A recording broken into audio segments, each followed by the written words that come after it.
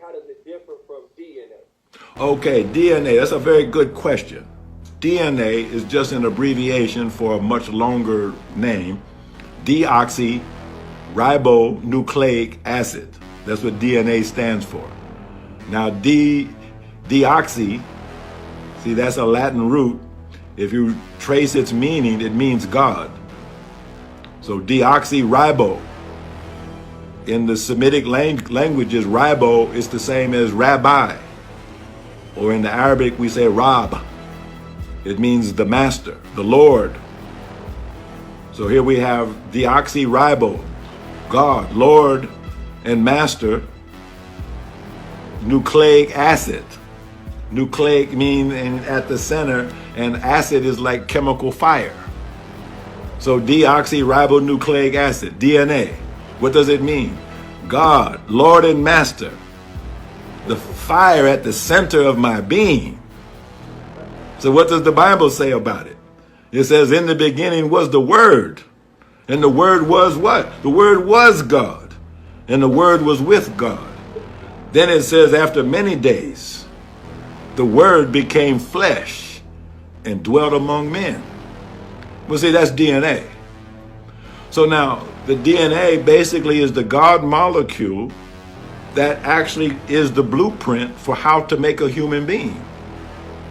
Every molecule, every protein, every substance in your body was coded for, programmed for, in the DNA. But how did it get expressed as a protein, say in muscle or bone? How did that get expressed physically out of a word? How did it manifest into flesh?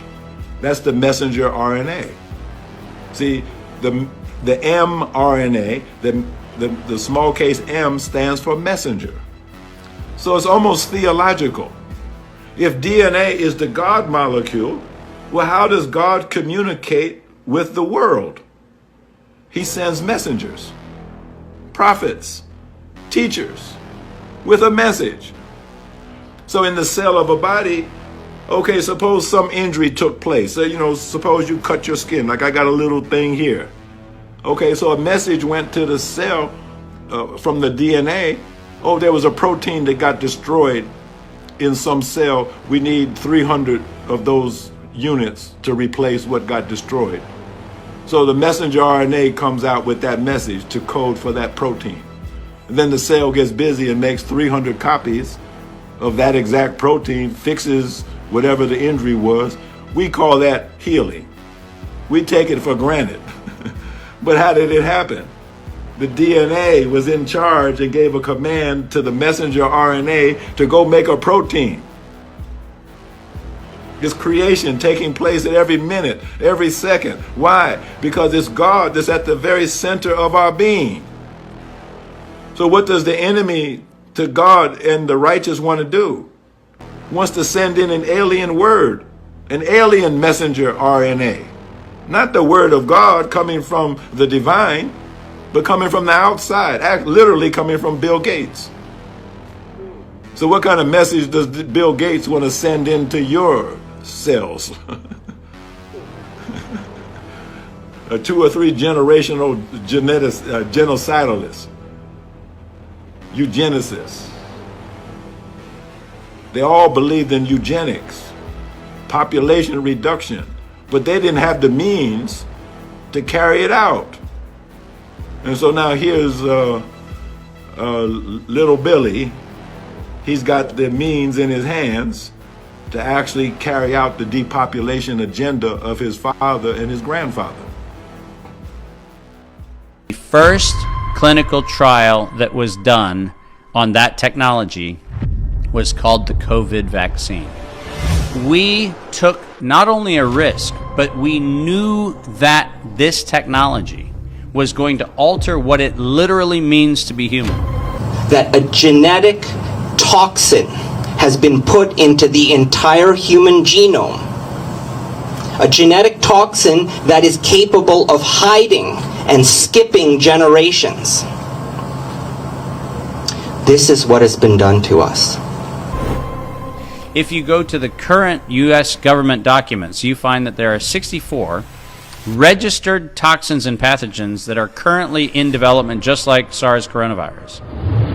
We still are having debates about whether it's a good or a bad vaccine. It is a biological weapon created at the University of North Carolina, Chapel Hill, unambiguously stated as such. Not my words, their words. The vaccine, proven. Supreme Court of the United States. I printed it off. I'll even give you the link. As a matter of fact, let me give you the link right now. www.supremecort.gov/opinions/12PDF/12-398 space underscore 1B7D period PDF. Let me read this to you in case you don't understand what the hell's going on with this stupid ass shot.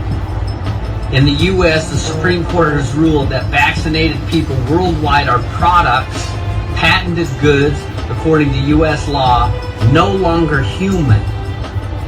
Through a modified DNA or RNA vaccination, the mRNA vaccination, the person ceases to be human and becomes the owner of the holder of the modified gen vaccination patent, because they have their own genome and are no longer human, without natural people in parentheses, but transhuman.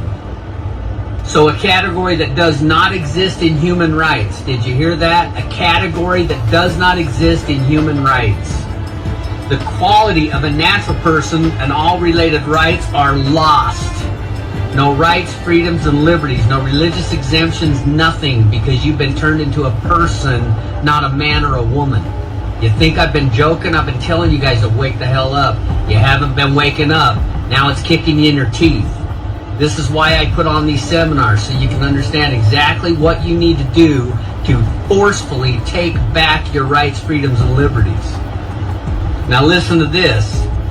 This applies worldwide, and patents are subject to U.S. law since 2013. All people vaccinated with GM-modified mRNAs are legally transhuman and legally identified as transhuman and do not enjoy any human or other rights of a state. State meaning any government, any state, even here in the United States. And this applies worldwide because GenPoint technology patents are under U.S. jurisdiction and law where they were registered, source of the decision of the U.S. Supreme. Thanks for watching, everybody. If you go looking for this man or that PDF, the whole lot have disappeared. I've been on the .gov website and I can't find it anywhere, and I can't find him on TikTok anywhere. He's been banned from everywhere. But that's how they're doing it. They're changing our DNA to make us non-human.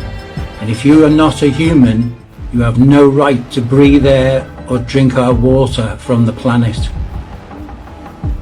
This is a master plan. Thanks for watching.